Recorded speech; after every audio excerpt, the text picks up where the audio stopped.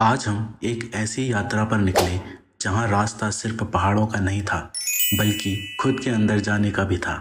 जय श्री राम दोस्तों, मैं Sanjay Pawar hills with SJ आपका स्वागत करता है। दोस्तों, ये यात्रा शुरू हुई भोगाली से। मन में बसे एक ही नाम, नीम करोली बाबा।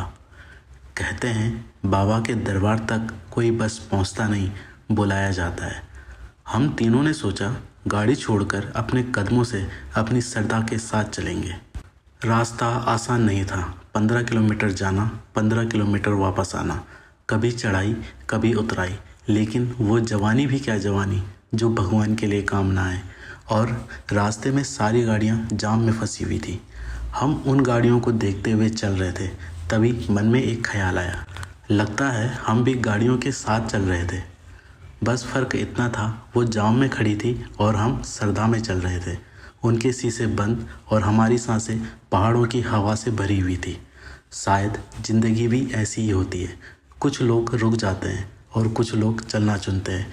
और जो चलना चुनते हैं ना, उनके रास्ते थोड़े मुश्किल होते हैं पर मंजिल हमेशा खास होती है। पहाड़ों की ठंडी हवा, पेड़ पौधों की खुशबू और हर मोड़ पर बाबा का नाम। कभी हम जल्दीबाजी कर रहे हैं, कभी बिल्कुल चुप, जैसे शब्द खुद ब खुद कम पड़ गए हों। कभी किसी अनजान यात्री से नज़र मिल जाती और बिना बोले हाय एक मुस्कुराहट सब कह जाती। क्या रास्ते पर चलकर समझ आता है, भक्ति सिर्फ मंदिर पहचान नहीं होती, भक्ति तो चलने का नाम है।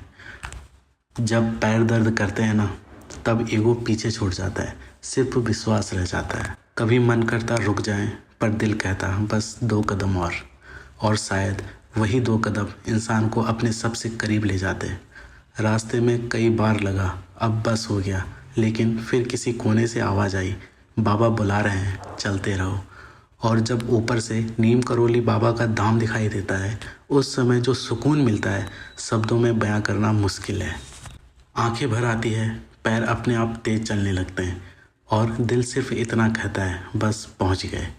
लगता है जैसे बाबा कह रहे हूँ, आ गए, चल अब थोड़ा मन भी यहीं छोड़ जा। इसी बीच रास्ते में एक बढ़िया सी दुकान पर हम रुक गए। दुकान छोटी नहीं थी, अच्छी तरह से बनी हुई, साफ सुथरी और एक अलग ही शांति उस जगह पर थी। वहीं से हमने नीम करोली बाबा का प्रसाद लिया। लगता था जैसा ये कोई मामूली दुकान नहीं, बल्कि यात्रियों के लिए एक छोटा सा विश्राम स्थल हो।